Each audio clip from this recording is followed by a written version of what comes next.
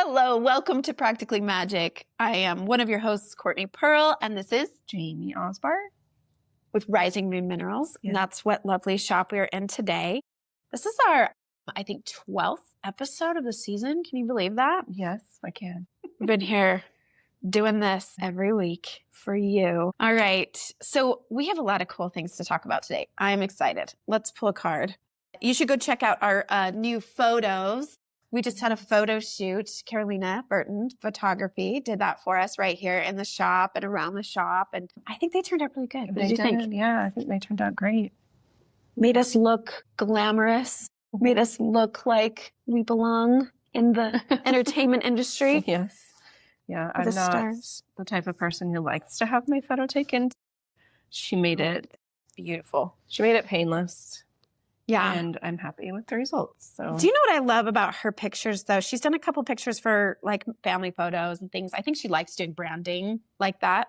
I just feel like she has a gift for capturing the like soul of a person. And I don't know how, yeah. I don't know how that's different than anyone else taking a good photo, but there's just a way she can get that out of you. The way that I felt with her, it was just like, don't think about it. Don't pose. Don't do certain things. Just be yourself. And I thought that was really cool because even then I was like, well, I don't know how to be myself because you have a camera on me and I don't want to look like an idiot. So there was still like a little bit there, but it was easier, especially being in the space and being around the crystals and kind of being in my element. It made it easier to kind of just settle into myself and not think so much about what I look like, but more about what it felt like. So that was really cool. I'll do anything. She does with like the kids when we've had family photos. She'll just have them like, okay, just have the whole family, stand here and then just walk towards me. But I love. She did my photo shoot back when I first started Practically Magick, and the pictures I used there for Prism Healing and for the podcast, I did an outfit change so that there'd be separation of the two. But it was such a fun day and I feel like everybody should go get a photo shoot by somebody who does this. Super great confidence booster, makes you feel awesome. But she's one of those that will be like, oh yes. Oh, well, you're taking a picture, like you'll pose just right. And she'll go, oh yes. Oh, queen. Oh, you look fierce. Like she builds you up and it makes you feel like, oh man, I must really look good. Killing this. Yes. And it may not be true. I don't know. But she has a way of just making you feel like the star. And you're like, all right, we're doing this. Yeah. No, she did a great job and I'm happy. Do you have the new pictures on the website? Well, they're getting out there slowly. I'm going through them. I'm favoriting my favorites. And then, there's a bunch of great ones that'll be the two of us together. We teased and joked that we were like, engagement photos. So we're like back to back and like sitting in a chair and standing up and my hand on the shoulder, which was kind of fun. And I love being a little silly with it. I think that for the podcast, it's more frivolous and silly and a little bit making fun of myself rather than being real serious. Because with Prism Healing, I try to take it this is sacred work. I really take it seriously. I consider myself a professional.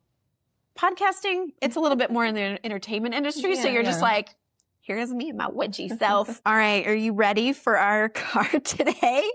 So I am pulling from Spencer Gifts Prism.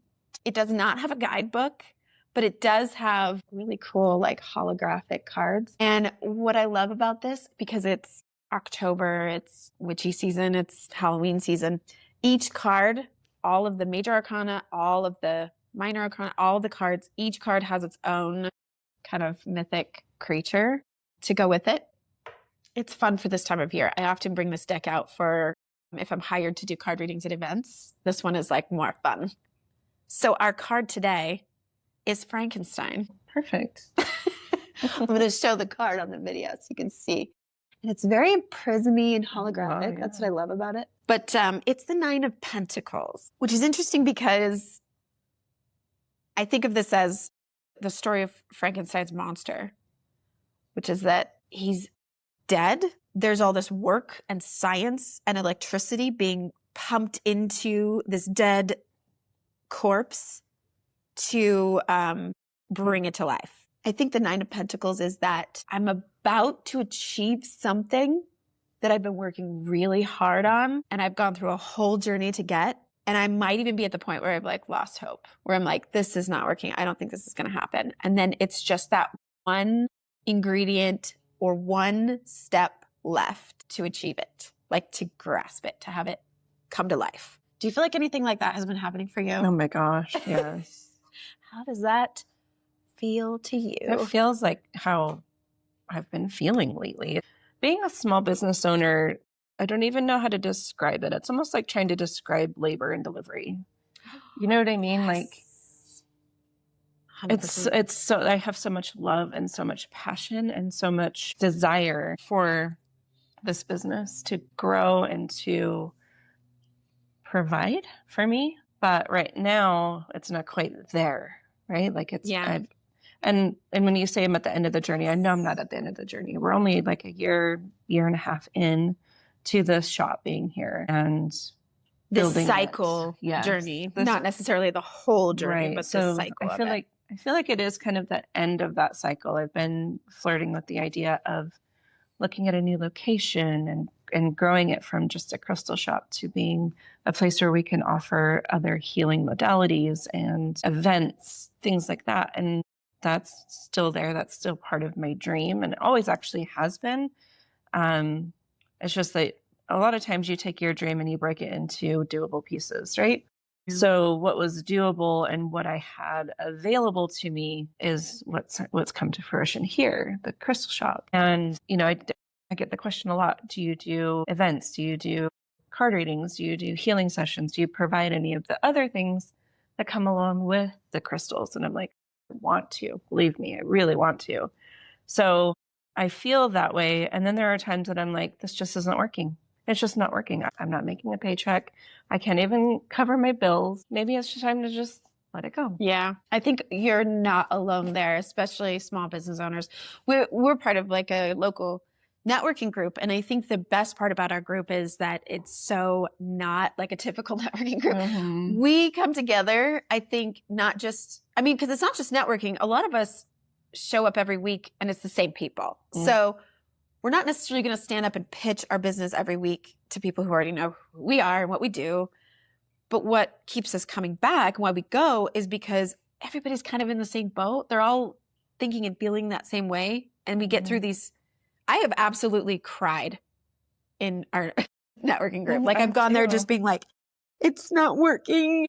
I don't think this is going to work. I'm never going to be successful at this. And nobody buys anything and nobody wants my stuff that I have to offer. And nobody comes to my events. And they're like, and I'm like, just crying. And they're so sweet that some of the people in that group have like left me a gift on my doorstep after a crying session at the networking meeting. It only happened once or twice. Just being like, we've all felt that. And some of us are like, I'm quitting my job and I'm going to bag groceries at Harmon's. I don't even care. Yeah. I just want to be able to make some money, but finally at this. And we all deserve that, even if our work is in the healing world. I think it's harder for us because we want to offer what we can offer to everyone. We want to be like, everybody should get what I have. Yes, and I shouldn't have to make any money. I should just be able to give it and do it for free. But then you're like, no, but I actually do want to earn a living. Right. And I do I can't earn a living if I'm just constantly giving. Yeah. Giving. I'm not quite at that because obviously I have a product. So it's not like people come in and I'm just like, oh, you want that? Okay, you can just have it. That's not how that really works. But there are times that I give discounts or, my larger pieces, my statement pieces that are higher in price, I will tell people, hey, if that's something that you really want, make me an offer.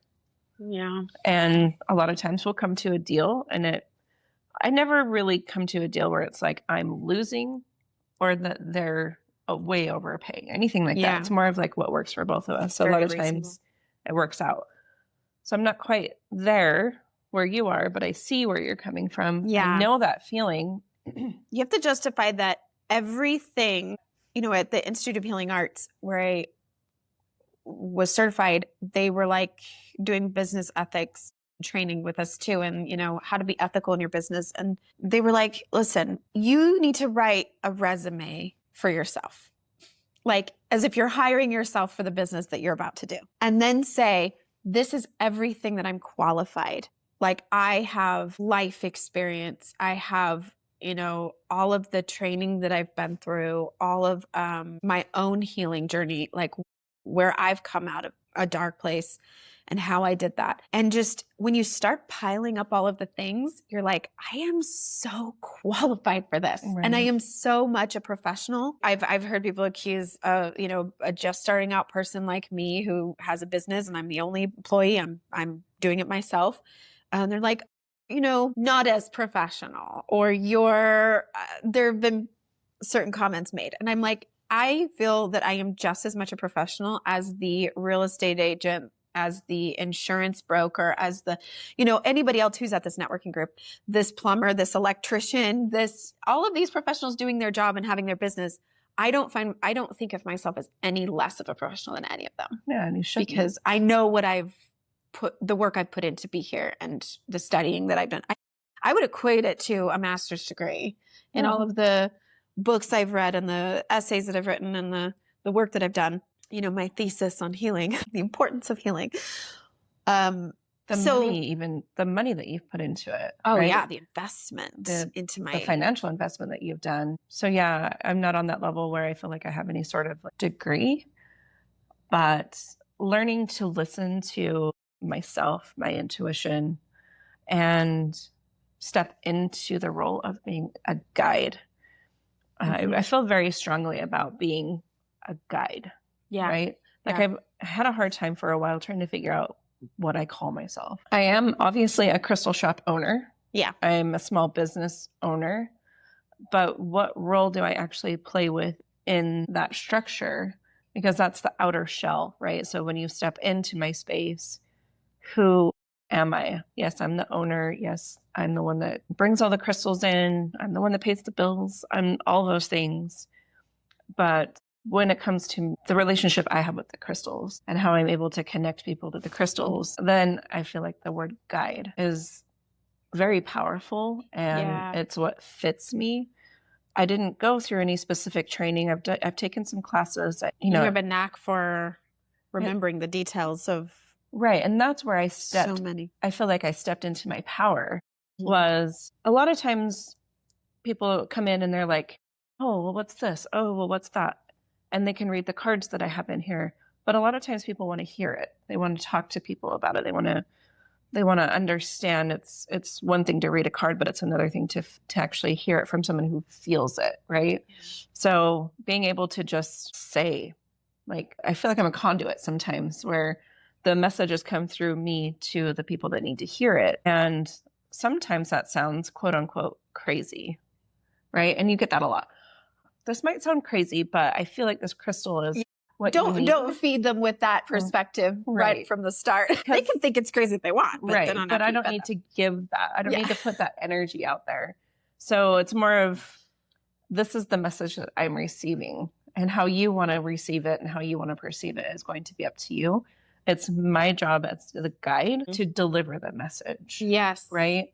So a lot of times people are very open and very accepting and want to hear the message. And then there are other people that are like, oh, I don't know about that. Yeah. And that's okay. Either way, I feel like it's my responsibility to deliver the message and open the conversation. And even if in the moment they're not receptive, it's something that could possibly play back later, right?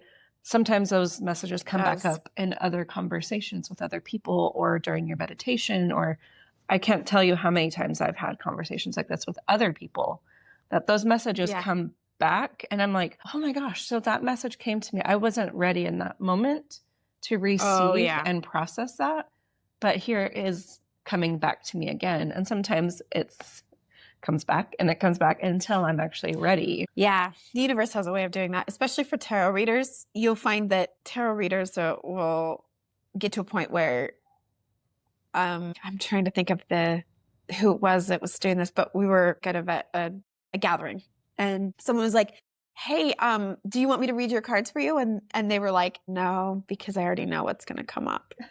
They're like, really? And they're like, yeah, it's the same thing that's been coming up. It's like, I can read cards for myself, the same card will come up again and again and again, almost like hitting you on the head. Like it's going to keep coming until you get it. Like it's not going to change. And I think that happens a lot for card readers because they're like, I already know what's going to come up. It's the same thing that's been coming up for a month. And it's just going to keep coming up until I can address it, can move through it and get the message and figure out what this means for me. Yeah. But I agree with you in that the word guide, the title of guide feels right. I struggled, I still do, with exactly what title I'm supposed to use to offer what I do to people, because I feel like if I say healing facilitator, it sounds a little too logical. A little cold. A little cold. Yeah. But I facilitate the healing experience. I don't actually think of myself as a healer. And I think that anybody doing this kind of work would agree with me if they're ethical about it, which is, it's not us doing it. We're just guiding you with our knowledge and experience through the healing work that you're doing. Right.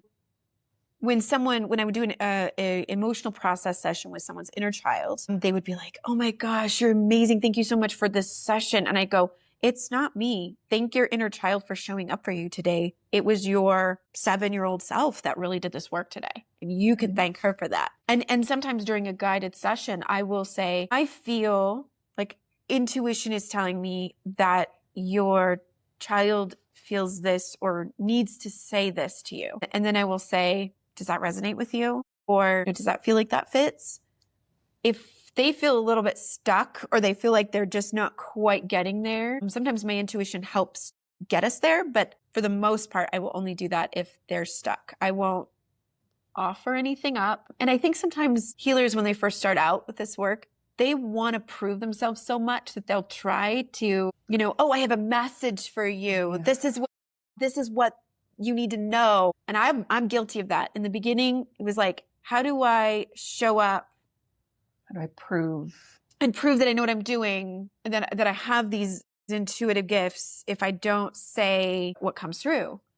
But it's not always my place to say what comes through. It's their place to get there. So guide feels like a nice, gentle, like, I'll hold your hand and we'll get through this together. Right. We have what it takes. Right. It's up to the individual to do the actual work. We're just here to facilitate is a good word, but it's also kind of one of those that's a little cold, a little scientific almost. Like a lot of people don't know how to process the word facilitate. So guide feels a little gentle, a little more low key. Yeah. A little easier for people to go, oh, okay, I know what that means. Not to say that facilitate is like a big word, like a metaphor. Yeah, but that's kind of the wording that they use at the school where I went. And you're facilitating the session for sure. But when I did priestess training, I loved the title priestess because of the definition they give, which is empowerment midwife. And I love that title as well, although I can't use that either because I feel like people would be like, wait, so you deliver babies? Like what? No.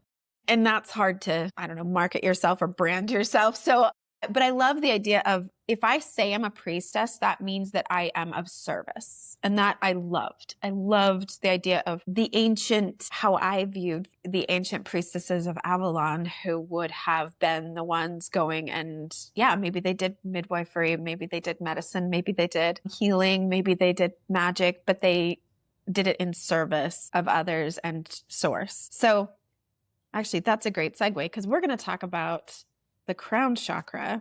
So when we talk about source, service to source, what that actually means, and we're not going to get too religious with it because a lot of people have an issue with if I say higher power or if I say God, there's a lot of connotation to that, a lot of cultural and religious, like in Utah, in the Mormon culture.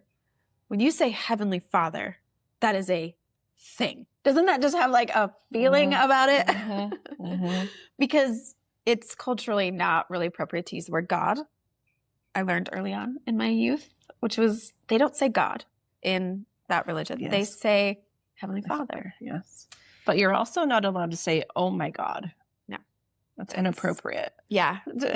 Taking the Lord's name in vain, which is I had this great conversation with my 11-year-old just 2 days ago about, he was like, what does it mean to take a name in vain? What does that mean? And I'm like, well, a lot of people think it means, but what it actually means. And we had this conversation about taking the Lord's name in vain being like, not just saying, oh my God, those are just words. Those are just, I don't truly, truly believe that if there was a God or Heavenly Father, he was like, I care so much about you using that word. I don't believe that. But just saying, doing things in the name of God, even harming people or doing actions that are what you personally believe in the name of God is taking their name in vain. But yeah, anyway, that's a whole other thing that in different cultures, different places of the world, different places within the United States, it means different things. It looks different. It feels different. It sounds different. So I see where you're coming from, because when we talk about source, when we talk about God, when we talk about our higher selves or a higher power, it can trigger different things within different people. And I'm very guilty of this, being raised in the religion, in the Mormon religion, the LDS religion, however you want to, a religion. Yeah. Either way, I think it comes across that way where it triggers different things within people. So For sure. I don't talk to God. Yeah. And I don't think God talks to me, but I receive messages. So I have yet to determine who or what those messages are coming from, but I know they're coming to and through me. So I don't say that I'm receiving from the higher power or anything like that. A lot of times I'll tell people that the crystals are talking to me because that's what it feels like. And I do receive messages. I can't even tell you how many times I've had someone step into the shop, start talking to me, and a crystal on a shelf is like literally jumping up and down, like vibrating. So talking in the sense of words is not right. It's more of a message is coming to me like, yeah, hey, I'm over here, talk to show the customer. They might not be hearing that message, and I am. So it's my job to say, let's talk about this crystal. Those messages, the vibrations, the feelings don't come through always in words. It's more of a feeling. Hey, I'm feeling like where you are right now, this crystal would be very supportive. What are you going through? What are you dealing with? What are you focusing on right now? And let me help you understand how this crystal can support that. Yeah. It's never like, use this crystal and all your problems will be solved. Never. But this is going to resonate with what you're going through right now. This is what's going to be helpful. And I do believe that the messages you're talking about, or some people will call it a download, if they're like in a meditation or in a very deep spiritual experience, it'll feel like a download. It'll feel like, and so we're talking about the crown energy center, that's almost like a doorway. And I've actually heard there are some beliefs that there is it's called like the God center behind the skull, where this is where an opening allows for messages from spirit, messages from God, energy, God, source, angels, a higher vibration, a higher collective consciousness, if you will. So there's collective consciousness and there's collective subconsciousness. We can get into all of that another time, but it's the opportunity to open yourself up to those messages that are coming from more than just yourself. So the brow, we talked about a little bit last week, being your intuition, being like, this is something I know, but I don't know how I know, and I'm trusting myself. And I feel like that's information coming from within. But then the crown opens you up to interpret messages through the brow, through the third eye, that are coming from source or from a higher power. Mm-hmm. So I just wanted to give a definition of clarity of what the crown chakra or energy center is and how that works. But yeah, I think that's what that looks like. I think that's what that feels like. And then your other energy centers, your heart, your intuition, you're interpreting what you're getting from the crystals, how they're right. Yeah, because as I was saying, it doesn't come through as words. It doesn't say these words to this person at this time. It's more of like, a lot of times I'll get chills Like I will get chills all over my body. Someone's talking to me and they're telling me a story about something that they're going through in their life, that they're working through, that they need support with, right? And I will literally start from the top of my head and it'll work all the way down my body, my arms, my chest, like I'm getting them on my legs. I don't know why. I think it's just the feeling of knowing that I have that connection to a higher power, because in the religion that I grew up in, this might not be the same for everybody, but for me, it was women can't receive messages directly from Heavenly Father or God. That all those messages come through men, through the priesthood, through blessings, through men, right? And we don't have the keys. We don't have the keys. Which I was told, I just have to say real quick, because I think this is funny. I had a group of women that I was chatting with, good friends of mine, lovely ladies. I still love them to death, but they were members of the church. So I don't know how we got to this topic of conversation, but there's something about having the priesthood keys. And they were like, yes, it never bothered me much that women don't have those keys and that my husband has those keys for me. And it never bothered me because you know what? I get to make and carry and birth babies. And I just feel like that was my calling. I feel like that's the benefit I get. And I said, well, I can't make babies or have babies. So I get the priesthood then, right? Is it a give and take? Is it a give and take? Is there a balance? She was like, oh. And then, we laughed. Like I laughed, meaning like, I'm joking. I mean, like I'm obviously fine, but she laughed with me, but I was like, think about it for a second. Like just take a second to think about how that sounds to some of us. Cause I can't have children. Like, so then what is that? So where does that put you? Where does that put me? Where does that So I get to have the priesthood then, right? A large percentage of women on this earth that deal with the same issue, that have fertility issues, that can't conceive, that can't give birth. We also don't get the keys. So we're just, so where does that leave us? We just float around. I mean, that goes back to a conversation. And I've talked about this, I think, on other episodes about worthiness, about the solar plexus, which is where does your worth come? And if you're raised with that kind of underlying talk, you hear that kind of stuff your whole life. You question your worth when you aren't able to have children, and they put so much value on that as a woman, obviously separating it with the priesthood for boys and not for girls, and babies, girls have the babies, whatever. If that's kind of the message you're getting your whole life, when you find out you're infertile, there's a whole grief process that you go through that I'm still going through every day, which is, well, then where is my worth? Then how am I worthy? So it's a deconstruction of that. Right. But back to our topic. We were talking about priesthood and having that. Right. So I've actually thought about this quite a bit on the new spiritual journey that I've been on, because when I decided to leave organized religion, I also shut myself away from spiritual things. I wouldn't allow that to come in because my experience was so negative and it felt so oppressive that I was like, if that's what it is, I don't want any of it. You can all stay away from me.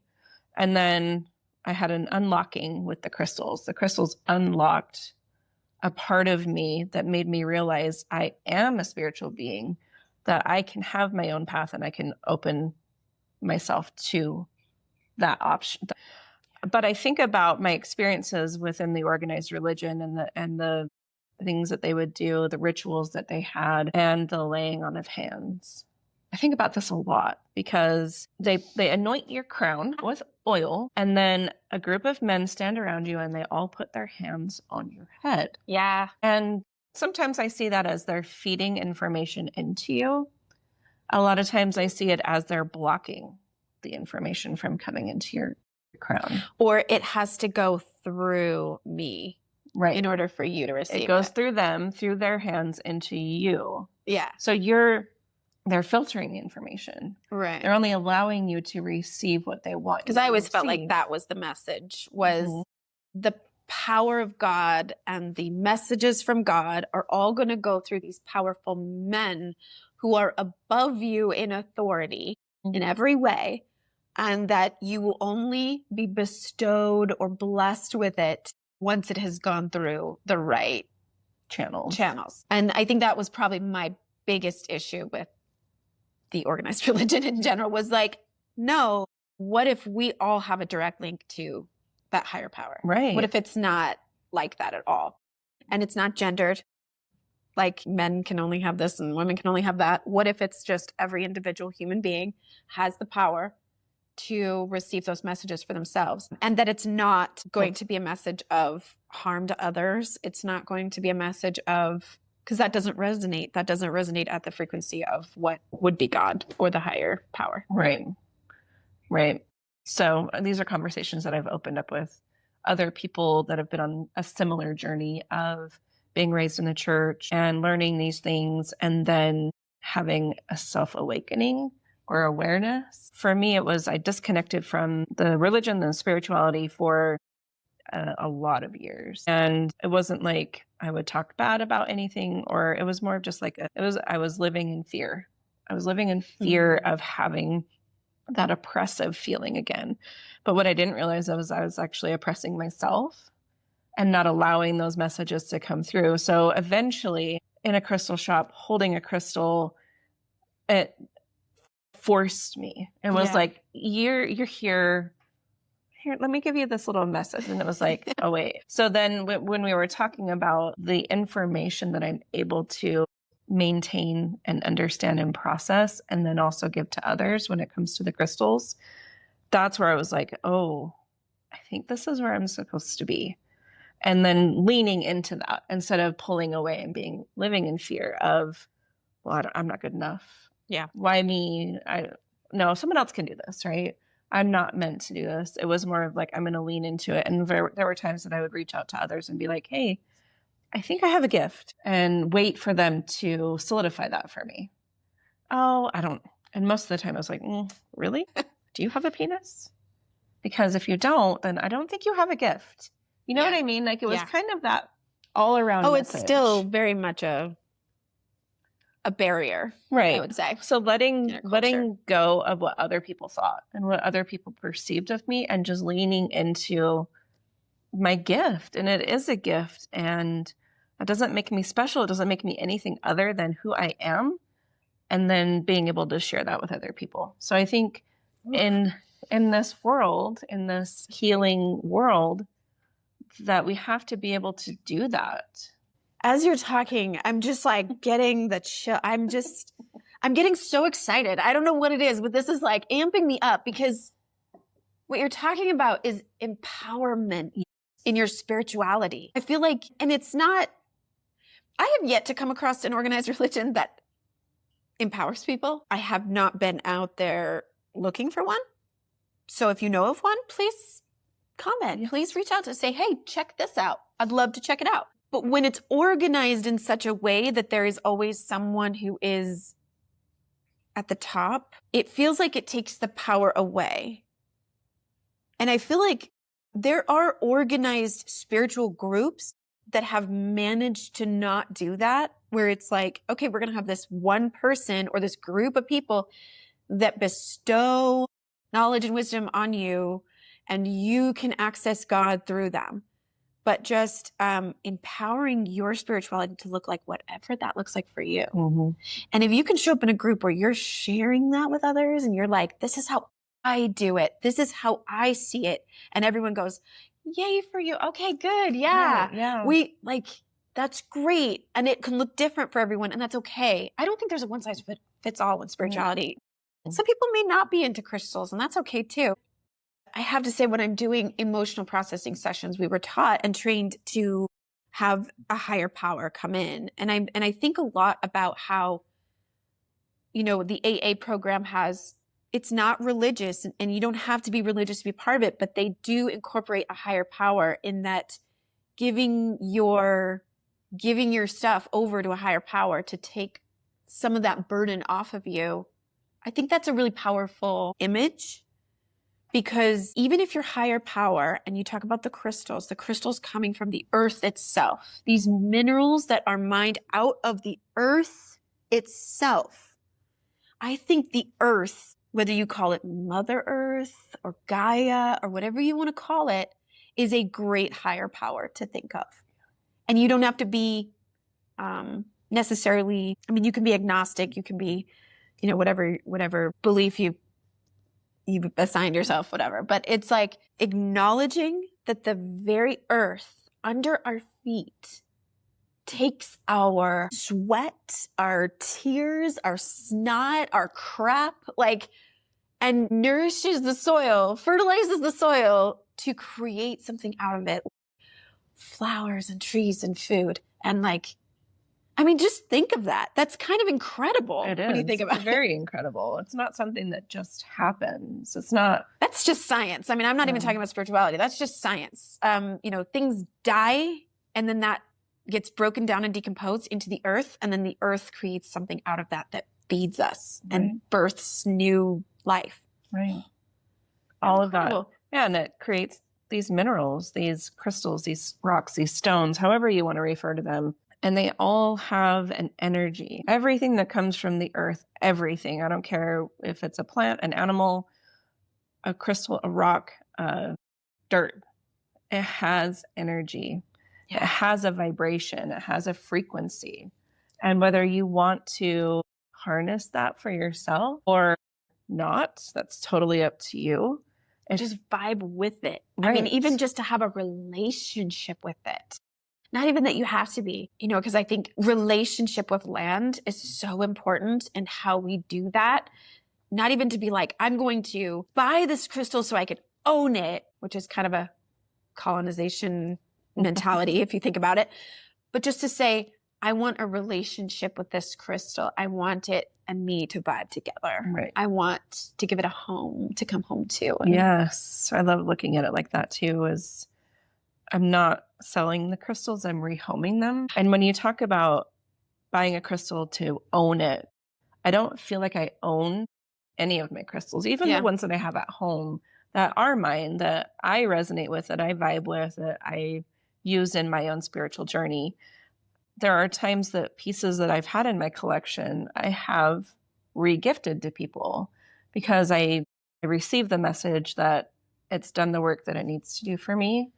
And that's time to move on to somebody else that needs that energy. And multiple times I've done that. It has never been anything magnificent or crazy. It's more of just like, this crystal wanted to come with me today. And then I end up talking to someone that's like, hey, do you know of anything that could help me with this? And it's like, yep, it's in my pocket. Wow. So I'm just gonna give it to you. What do you know?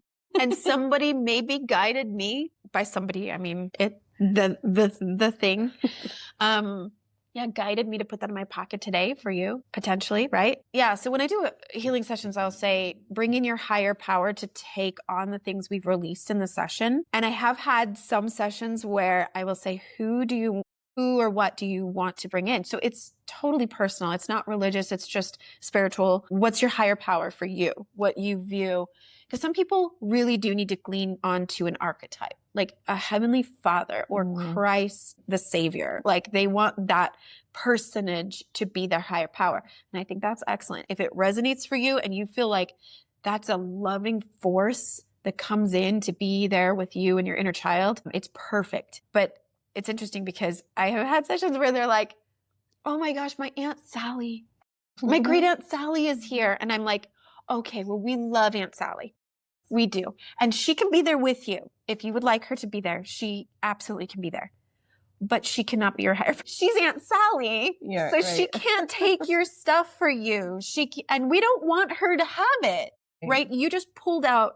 And sometimes when they're pulling visually out colors and textures that represent their heaviest stuff, it can, for the most kinesthetic type of clients, they'll be like, it looks like puke. It looks like green bile. It's just coming out like this. And I'm like, great, good. Oh, just get that out. Like, that's going to feel so good. Mm-hmm. So we're getting it out. We're getting it out. We're getting it out. And I'm like, I want to give that to Aunt Sally. No, we don't want to give that to Aunt Sally. Let's find a higher power that, for sure, if Aunt Sally is a very, comforting figure for you, she can be there, that she can support you.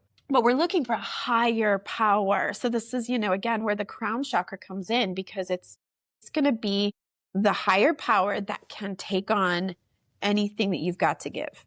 And it doesn't harm them. They are absolutely powerful enough to transmute it completely. And you need an energy like that. So, one of the sessions, the very, very first, I want to say it was my first day. in the Institute of Healing Arts, the course that I took. It's a year-long program, and we meet every week, and we have like book reports due. I mean, it's an intense program. They're like 3-hour classes too. It was a good program. Anyway, so it was one of my very first times there. And so I wasn't ready to start processing or facilitating a process. So we were asked to sit in on a process and observe. And it was a young girl who was in her level 3. She was about to graduate, but she was there. She was like in her 20s. She was like a college student, and she was going through the process. She was being processed, and she had this amazing experience. She was very LDS, came from a very LDS family, and you could just tell, like, she probably just fresh off her mission. But she was doing this process, and she was obviously doing inner child work. She was going back to her child, and she said, the facilitator asked her, what do you see her doing? And she goes, I'm digging my hands in the earth. I'm digging my hands into the mud. And she said, she started to cry, because a lot of this is emotional processing. So you're crying. She goes, this is where God is. They lied to me. They told me God was somewhere else, that it was this Heavenly Father. This is God right here. It's all around me. And she's like, I'm putting my hands in the dirt. And I was sitting there listening, going, really powerful. I am shook. Like, I was just like, good for her. Right. And then I thought, is this going to change her way of viewing church or going to church and learning religion there? Or is this going to just amplify it for her? I don't know. I don't know how that turned out for her, but good for her. Right. Like, this is God. It's not some unattainable, unreachable thing, or this, the way I pictured as a kid, because you're constantly hearing Heavenly Father, Heavenly Father. So I'm like, this dude in a white the clouds somewhere. Like, he's so far away, but he's also kind of always judging me a little bit. Like, he's always like, don't do that. Yeah, like, girl, nope, don't do that. No, you can't take the sacrament. Yeah. Yeah. That transition. And it's not something that has to stay one way your whole life. Like, for me, when I first started pulling away from that idea of it's a Heavenly Father, I was like, I don't resonate with that. But Heavenly Mother? Yeah. Give me some of her, you know? And so for years, it was like, I couldn't even think about God as a God. I was like, goddess. She's so loving. She's so motherly. She just envelops me and nurtures me. And when I'm in the earth, like, you know, those times I spent in the burrows in England, we were like into the earth. We got into the burrows. I was like, this is it. This is her. She's just like cradling me in her womb. It was so beautiful. And that was my higher power for a long, long time. Yeah. I like to think of it as a collective. I don't like to put a gender or sex or anything on it. I like it to be a collective of individual souls that come together for the betterment of humanity. Yeah. The betterment of the world. The whole thing, I don't like it to be one individual. And this is just for me. This is not for everybody, but this is where it's beautiful to have your own journey, to have your own connection to spirit, the collective, the source, whatever that looks like for you. And I had so many people say, not to me, but say that message, whatever that looks like for you, whatever resonates for you. And it's like being raised in a religion that said, no, it looks like this. God looks like this. And God only hears you when you're down on your knees.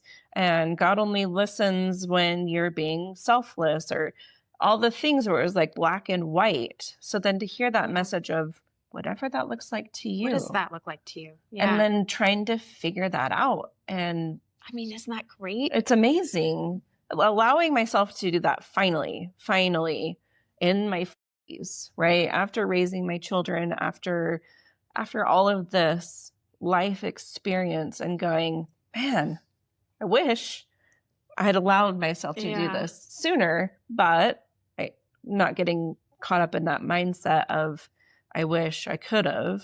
It's, I am here now. I'm going to make the most of what I have now.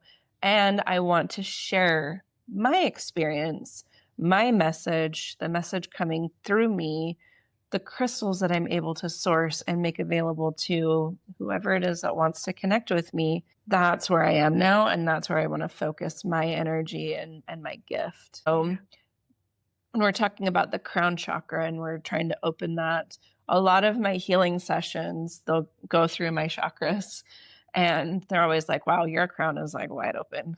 Yeah. Like, awesome. I love that. That's a good point too. Yeah. Go ahead. Yeah. So I love that I'm able to keep that open because so many times I feel like it was that closing. Yeah. Right. Like you're not the one. You can't receive these messages. Let me filter the message for you.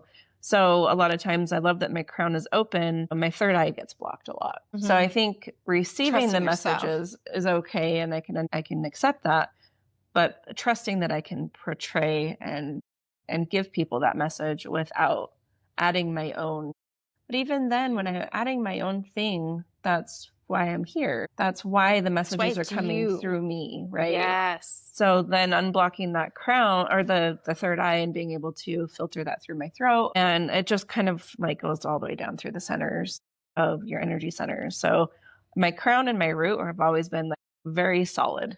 Good. Yeah. It's those. That's what you want. I mean, they balance each other out. Right. But because you said that, I just have to point out for listeners, your crown chakra can be too open. And that is a thing too. I like to use the pendulum to like before and after a session, see, kind of take a inventory before and after. And I've had clients where when the pendulum swings at the crown, it's just like, wow, like wide open. And I'm like, okay. So I'm like, you must be really good at recognizing that there's more out there, more to it than we can see in the physical sense. However, I'll ask clients, have you been suffering from headaches? Are you having trouble sleeping at night?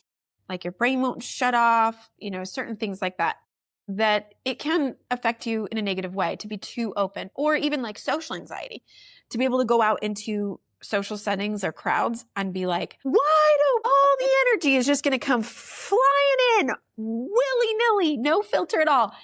That's an issue, right? You're going to feel super anxious. You're going to feel like dizzy sometimes in public. So I do teach people how to kind of monitor that, to be like, you can work on more of a balance where you allow messages in when you want them to be in. But when you're like, I'm just out here enjoying a concert or something, I don't want to be like taking out all this in.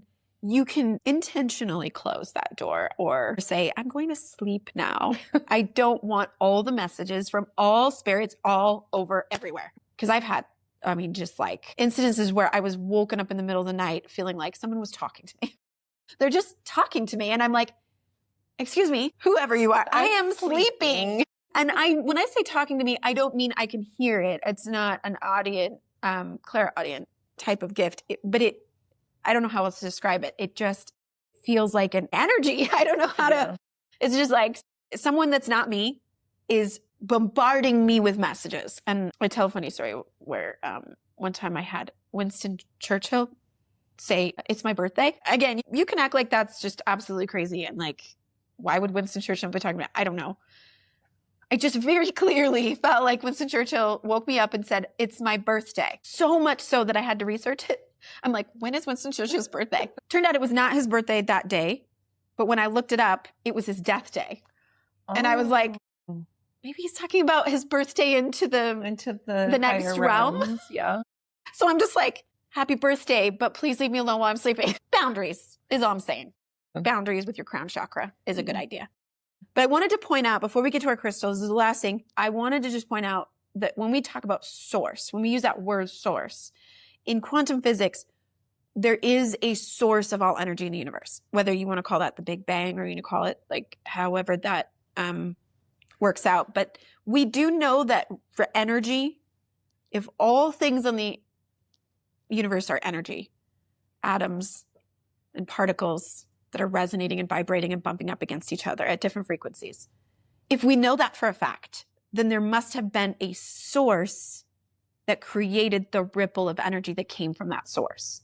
So we know that things like love, higher vibrational frequencies, we know what frequencies those are. and they vibrate higher, which means that they must be closest to source. So if there is a God, it may not be a person, but there is a source of all energy in the universe. And so sometimes when we resonate with that, or we say, I want to give what I have, what's lower, up to that, it means that we want the lower vibration energy stuff that we're pulling out and releasing. We want to give it to the highest vibration energy we can to block it out, to transmute it, to absorb it completely. And the source of all energy in the universe, can do that. So there is kind of a science aspect to it. I just wanted to point that out so that people who were like, what is this God and source and all that? That's not real. Well, there is actually proof of that. So I wanted to share a really quick story talking about dreams. And this was in between my leaving the organized religion and my spiritual awakening. I had small things happen that I would just discount. I was just like, whatever, I don't know what this is coming from. I don't know why it's coming to me, or it was just like a complete discount. But one thing that I will never forget was the feeling that I needed to have a third child. It was like this really overwhelming feeling. I had 2 boys. My youngest one at the time was just over 1 year old. It was like, why am I having this overwhelming feeling that I need to add a third child to this? And opening the conversation with my husband and saying, I really feel very strongly that we have another child. And he was like, no, completely just shut it down. He's like, we're good. We have 2 healthy boys. We're good. And the message just kept coming to me. And I thought, at the time it was like, I didn't really understand, but it was like, I know I need to have a third child. And he just kept blocking, kept pushing it down until one night we were both dead asleep. And in the middle of the night, I sat straight up in my bed and looked in the doorway of our bedroom. And there was a small little girl calling me mommy. And I told him this story. And he was like, there's no guarantees.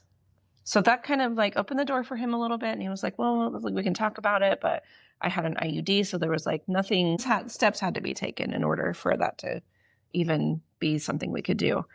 And then I started having issues with the IUD, right? And it was like painful. And it was something I knew. I was like, I've got to get this taken out of my body.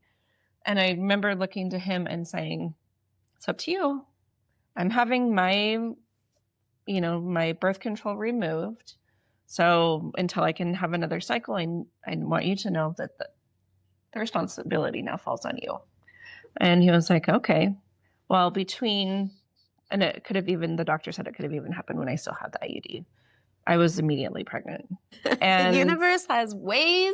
But that message, like, it was such a clear message. When you talk about, this was words, this was a visible being, my child coming to me before she was even on this earth. I absolutely believe that. Yeah. She was like, mommy. There's too many stories like that to discount that. The Spirit Babies, if you've ever read the Spirit Babies book, I can't think off the top of my head who wrote it, but it's a thing. Yeah. So even now, my daughter is 19 years old. She still calls me mommy. So it still triggers that little connection that we had before she was even to be here. So when we found out that she was a girl, my husband was like, I did it right this time. And I was like, honey, it's not about this time. This is what it was meant to be. Yes. Right. But then we were in the throes of, it was coming. I was sicker than anything with this pregnancy. And it was like so many things that felt like it was wrong, but it was really just, that was part of the journey. I can look back on it now and go, oh, okay.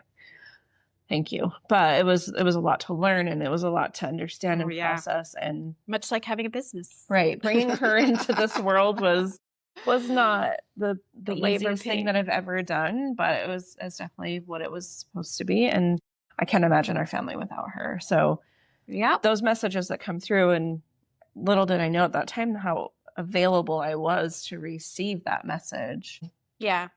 There's an opening and like a permission, I think, that happens even with people who are really intuitive that have a message for someone else. I think there's still a permission or an opening that has to happen for that to be allowed. And I do think that if the messages are important enough, They'll come can't through. be ignored. Like what you describe, I think I'm like, oh gosh.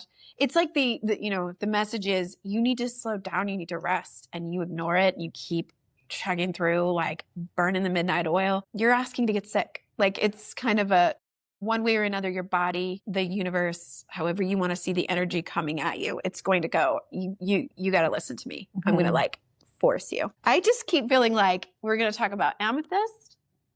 I just keep feeling like this one over here needs the to white be. aragonite. Yeah. Yes, I kept feeling that too. Did you really? Because I kept like. Yes. So for me, when I think of the crown chakra, it's white. A lot of people talk about amethyst, and it's a beautiful crystal for the crown. It's also a beautiful crystal for the third eye.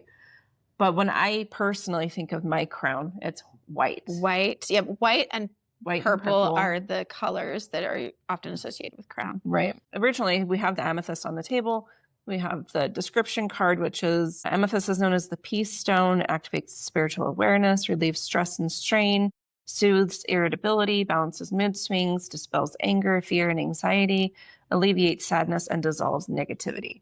Absolutely. Beautiful, beautiful crystal for that. And sometimes I'm hesitant to refer people to amethyst because it's so abundant, right? Oh, Everybody knows what amethyst is. Everybody loves it. Even small children are like, oh, that's amethyst. But it is kind of a one-size-fits-all crystal, I feel like. It does so much. And it's so beautiful. And it comes in so many different shades of purple and shapes and it's like a dart. Sizes. It's a beautiful all-around crystal. I've really come to love it now that I've learned to understand it more. But I think when we're talking about the crown, for me personally, it's white. And this white aragonite is so beautiful. It looks a lot like coral, like that you would find in the ocean, in the sea, fish tanks, wherever you see coral. Yeah, it kind of forms that way. It's just so white and sparkly, and it is a beautiful, beautiful crystal. A lot of people feel very drawn to it. I try to carry different sizes and different price points, right? So right now we've got one small piece because those ones sell a lot faster. But I feel like this does connect you. If you'll grab the card for it too, it's going to connect you and support that crown center. This is more jaggedy, but it's a smaller piece. Aragonite is a stabilizing stone that centers and grounds physical energies and brings you emotional healing and balance. It helps ground all emotional and physical imbalances and is extremely useful in time of stress by teaching patience and acceptance. This card actually says that it's connected to the crown and the solar plexus. I can kind of see why we're both being very drawn to it. The way that our conversation has gone today is focusing on the crown, and a lot of times to open that crown and to accept the messages that are coming through, we have to heal that inner child. Yeah. We have to heal all of the conditioning that inner child has gone through. Yeah. And we have to be able to release those to then be able to trust ourselves and open the crown to receive those messages. So I love it was so interesting that we were both, because I kept looking over at it. I know. Earlier we were talking about something and I looked over and I don't know why I thought that. I don't know. It was just like it's like kind of how you described it, like this shouting at you, like, I'm here too. Well, that's a good one for the crown. Like, and it almost looks like it could be formed into a crown with how like spiky it is. I don't know. Oh yeah, I was going to mention this one too. I was just noticing this as we were getting set up. This little, she's got a great collection of different skulls here and different crystals, but this skull has this beautiful circle right around the crown. And I was like, oh, I got to point that out. That's so cool. That would be, where the crown energy center would be on your skull. Yeah. Beautiful supportive crystals for the crown, for the third eye. A lot of times those are interconnected and work together. So let's find the crystal that supports what you're working on. Yeah, absolutely. So if it's not the crown today, come in. The guide will help you. She will guide you to which one is just right for what you need.